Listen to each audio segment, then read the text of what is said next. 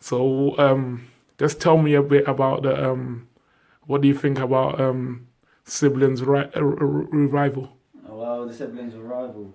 What does that mean? Rivalry. Rivalries. Well, it's always gonna happen because one wants to dominate the other. Like me and my sister, I'm always winning because she's never here now, so she's with her boyfriend. Well, the thing is, sibling rivalry. They need to get along with each other, to be honest, because they're always gonna have to be there for each other. And to be honest, if they didn't have no brothers or sisters, they wouldn't be who they are, to be honest. Okay. And why do you think the youth of today that's trying to fight a war against each other and um, want to fight against different areas that they don't own? Well, because they want to dominate that they are the main things in Reading, because that's what everyone's trying to do at the moment. But the thing is, they're never going to be the boss of Reading. They just think they are. All it's going to do is make them end up in jail, or they're going to end up dead in a few years' time. All right. Why do you think fathers walk away from responsibility? Oh, because they can't handle it. Like, I know this one boy got a girl pregnant, and as soon as he found out she was pregnant, he left. I know who the boy is, I'm not going to say the name, and I'm not going to say the mother's name, but me and the mum, the child's mum, me and her are good mates, and I've always been there for her. And why do you think women use their child as a weapon against their fathers? Oh, to help the fathers help, and to fuck up the father's head. That's why. That's all, yeah. And why do you think young boys selling weed now instead of them having their own business? Because they think it's the good thing to do. Because our generation is selling drugs now. Yeah. And they're making the younger generation see that's good. When it's not, they should be out there earning living, not selling drugs or something to get money. Because they're going to end up in jail, and they're going to look up and they're going to be like, oh, where did I mess up in life? Then they're going to look back at that and they shouldn't have copied them. And what do you think in the world that we need to change with this whole problems that we got at the minute? Knife violence, if I'm honest. It's no knife at the moment. Yeah. People walking around the street with a machete, Yeah. a Rambo, and all that, and down the trouser leg. Anyone that looks suspicious, the police should pull them over, have a little chat with them. Yeah. All right. Can you just big up Test the Skull TV, please? Yeah. What's it called? Test the Skull TV. Test the Skull TV. Yeah. Hit up Test the Skull TV, innit? All right. Thanks for the interview. Yeah. That's right, man. All right. About why siblings have rivalries. Why do siblings have rivalries? Yeah. Because one's trying to prove the other one to be better. And then why does a woman use the child as a weapon against their father? Why does a woman use a child against the father? Women that use their kids against their kids' dads are out of order, are wrong.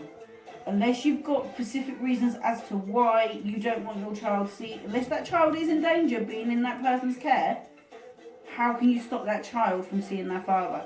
Just because what's gone on with you two, don't mean it should be reflected onto the child. That should be left out of the equation and concentrate on the child, because at the end of the day, you need to get on because that child needs to see both parents.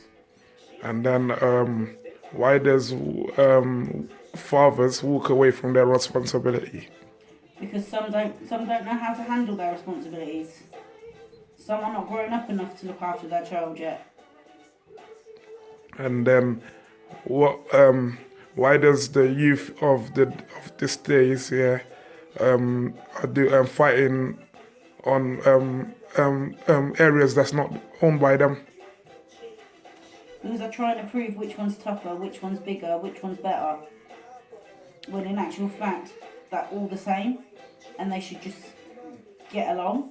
And why does young boys feel that they need to sell drugs where they can start their own illegal business? Because it's to do with money. What jobs out there is there that kids can turn around and say, yeah, I want to go out and go get that job. I can bring this much home. The government are paying them, what, £3.56 an hour? How do you wanting a child to go out and get a job, but would we get out of bed for £3.56 an hour? I understand where you're coming from. I don't think so. So why should we expect our 16, 17, 18, 19-year-olds to get out of bed and work for £3.56? And then what do you think can change the whole thing that I asked you with all of these problems? What do you think we need to put in place on that? What do we need to put in place? Yeah. One, the government needs to stop doing cutbacks. That's one of the biggest problems is the cutbacks the governments keep giving in. Like, how we can discipline our children now is because the government said you can't do this. Now, back when we were younger, we got slapped ass if we'd done something wrong. Did that do us any harm? No, it taught us to respect our elders, to respect people. Now kids are just running around thinking that they can do what they want because no one has no control over them no more. Okay, that's good. So just big up Tester Skull TV. Big up Tester Skull TV. All right, thanks. Interview's done. Thank you.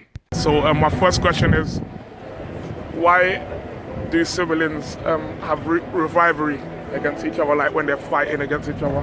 Because it's all about power. They're all fighting for power.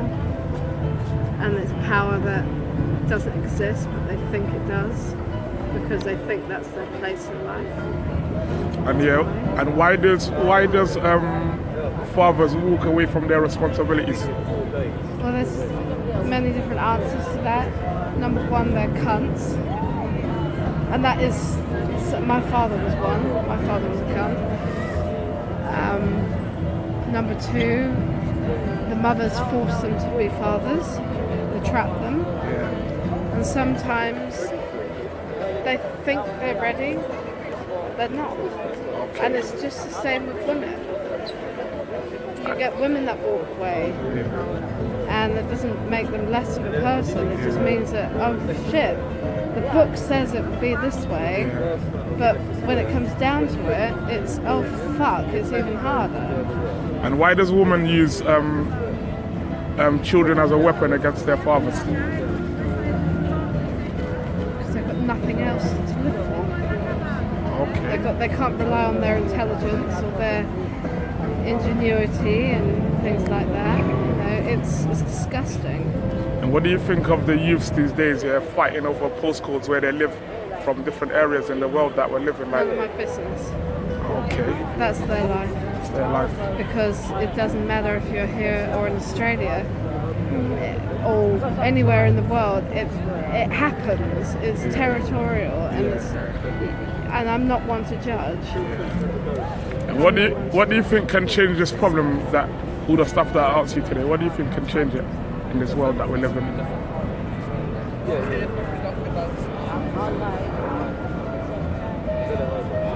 Well, it could be a question of faith, if that's what you're into. I just think that people need to shut up sometimes and just be nicer to each other. They don't have to love each other. All this love thy neighbour bullshit. Sorry.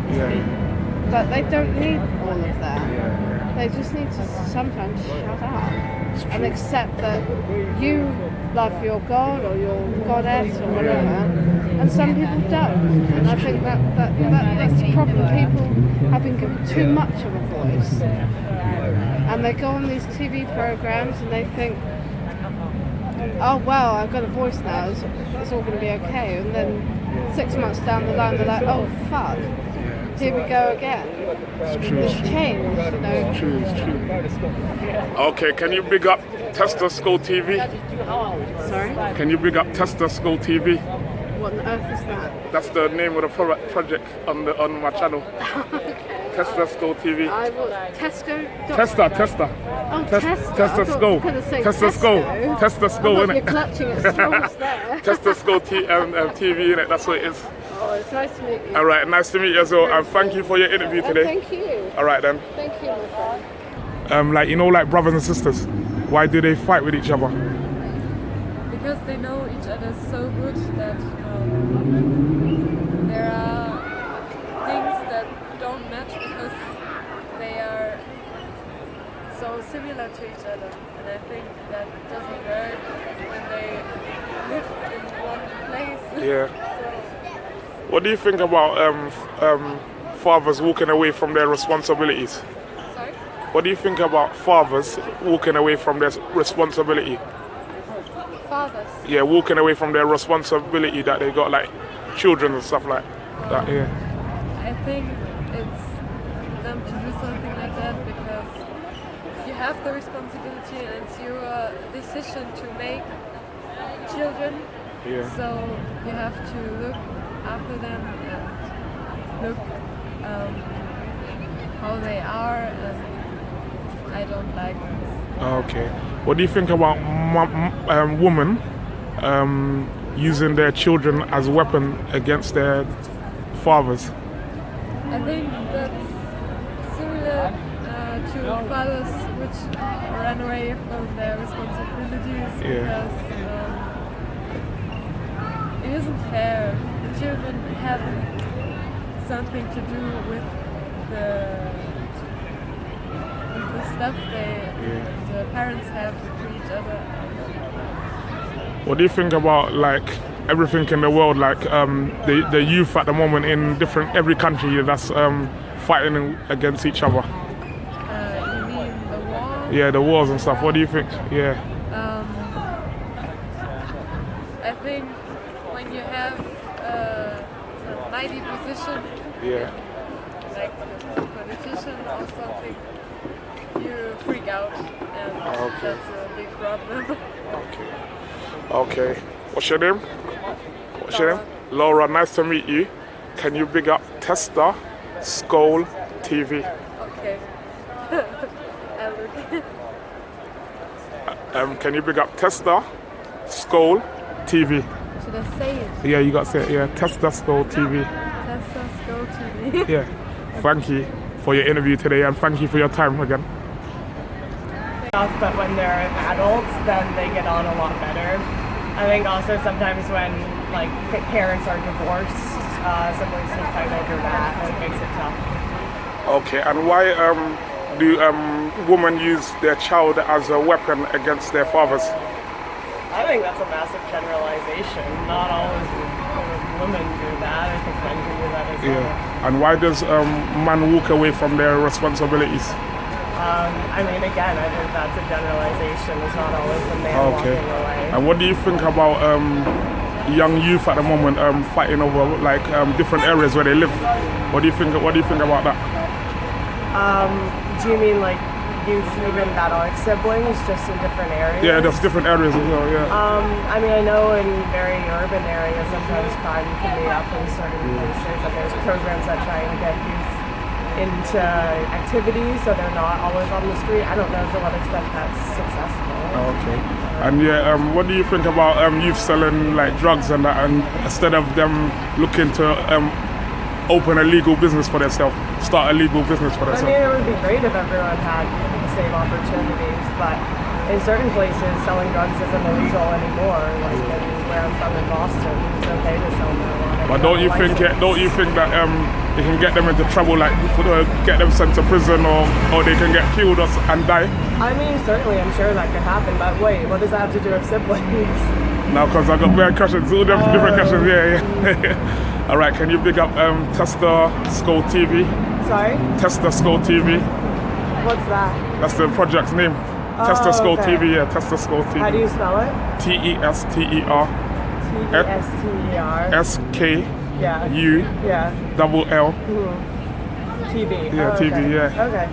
So that's what you have to say on there. Big up Tester Skull TV. I just search that and then on YouTube and it'll show And what's your name? Ilana. Nice to meet you, Nice Ilana, to meet and you. thank you for your time as Oh well. yeah, no problem. All right, and you did start doing these kind of things? Well, I met a guy called Lee. Yeah. He's just along there at the moment, and I met him on the steps of St. Martin's in the Field. Yeah. And it was a nice sunny day like it is today. Yeah. And I noticed he had a sleeping bag. He was homeless. So I asked him. I said, "Do you know if there's any homeless shelters still around? I'm not homeless, but if I meet homeless people, I'd like to tell them about it. You know." We got chatting. We found out we were the same age. We're both 50 and this conversation led to we used to both hang about on the Woolwich ferry down in Woolwich, going backwards and forwards when we were 17. And I said, "Do you remember this person or that person?" And we couldn't think of anybody, but he said, "Andy, I do poetry." And he showed me some poetry that he read out himself. It's really nice poetry. Here he is. This is the man himself, Andy, Lee. Lee. And then Lee said to me, "If you're not busy, Andy, come up to London tomorrow, and I'll show you some of my poetry on the floor." So I come back up to London. I had nothing to do. Saw Lee's poetry. Very nice to have Lee read his poetry out to me, which is a very special thing. And he asked me, "Can I draw a globe on the ground?" I remember that. About 3 years ago. Yeah. 3 years ago. That's right.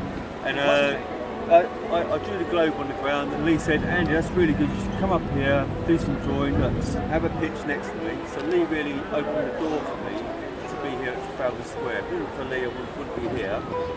And I've been here for about, the first year, I was here for the whole year, actually.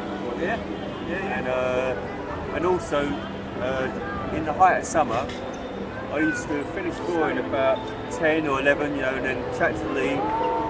And it was so hot one day, I thought I might as well stay out. So I started sleeping out with Lee and a few other guys. And we used to get here about, what time in the morning? 6:30 in the morning. We come along at 6:30 in the morning, get a cup of coffee, have a cup of tea, whatever. Start work slowly, and as the crowds build up, people you meet here in Trafalgar Square are all over the world. They're from everywhere. You meet every nation, you meet every faith. And the work that we do, the art that we express, is all about sharing through those faiths and those people from every nation. And the beautiful thing about this place is, because you've got everybody from everywhere, you can say to them, look, you're all standing next to each other. You're all existing with each other. You're all sharing this love. Live it. Live that love. Walk with the Spirit of God and live that love. Because that's what life's about. Okay.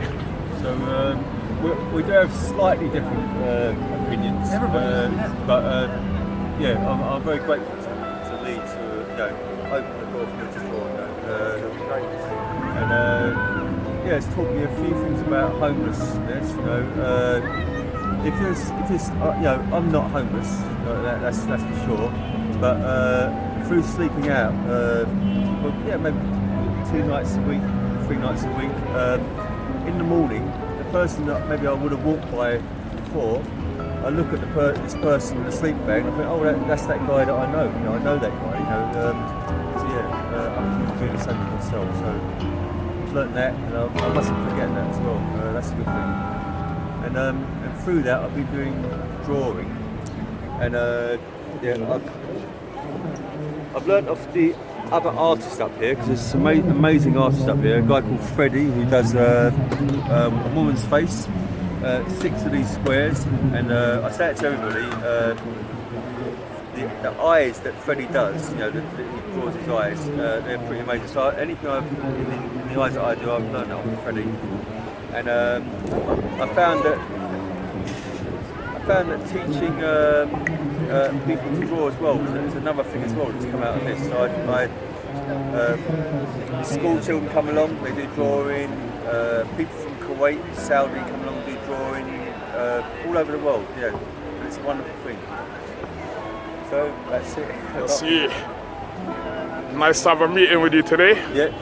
And you check out my channel, Tester Skull TV. Say that again? Tester Skull TV Okay. on YouTube. On YouTube, yeah. I'll put your video up, you get to see it.